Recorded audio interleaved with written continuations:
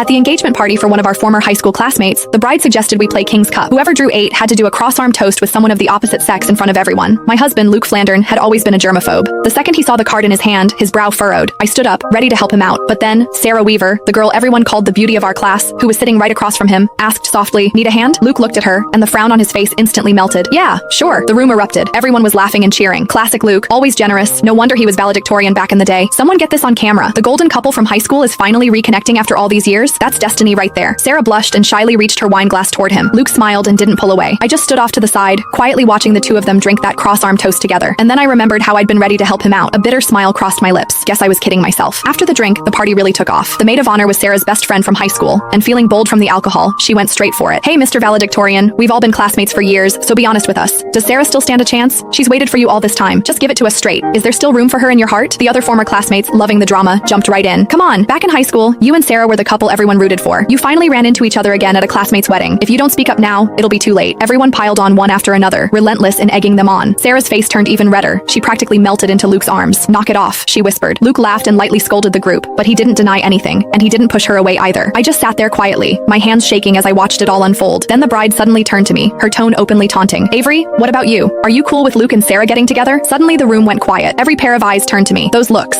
curious, mocking, hungry for a show, yanked me straight back 10 years, to the day Sarah confessed to Luke. I remembered it like it was yesterday. It was a sunny afternoon during gym class. In front of everyone, Sarah laid her heart out to Luke. At the time, Luke was already my boyfriend. Too embarrassed to turn her down directly, he shot me a helpless look. Acting on instinct, I stepped in front of him. "Sarah, Luke doesn't like you. Please stop putting him on the spot." Sarah froze. Her eyes went red, and tears immediately started streaming down her face. Luke's expression shifted too. Without a second thought, he shoved me aside and ran after her. The people around us immediately started whispering, "Avery's out of line, don't you think? What does who Luke likes have to do with her? She's such a busybody. For real, who does she think she is? Just because she sits next to Luke, she acts like she owns him. So gross." I stood there helplessly, trying to explain that I wasn't just his desk mate. I was Luke's girlfriend. But just then, Luke came back to grab some tissues. He heard what I said and stopped in his tracks. "She's joking," he said it to the classmates around us, defining our childhood sweetheart relationship of a year and 8 months with a single sentence. For that entire gym class, I endured the strange looks from everyone around me until I wished the floor would open up and swallow me. That night, I hid in my room and cried by myself when Luke knocked on my door. He apologized, saying he hadn't meant it that day. He just didn't want everyone gossiping about us, so he hadn't admitted we were together. He also said I shouldn't have been so harsh with Sarah. She had cried for a long time afterward, and he couldn't stand seeing her like that. In the end, he gave me a braided bracelet and made me a promise that once we graduated, he would officially tell everyone we were a couple. 10 years later, that braided bracelet was still wrapped around my wrist. I snapped back to the present. The bride was still defending her best friend. "Sarah, don't try to stop me. Back in high school, Avery was always causing problems.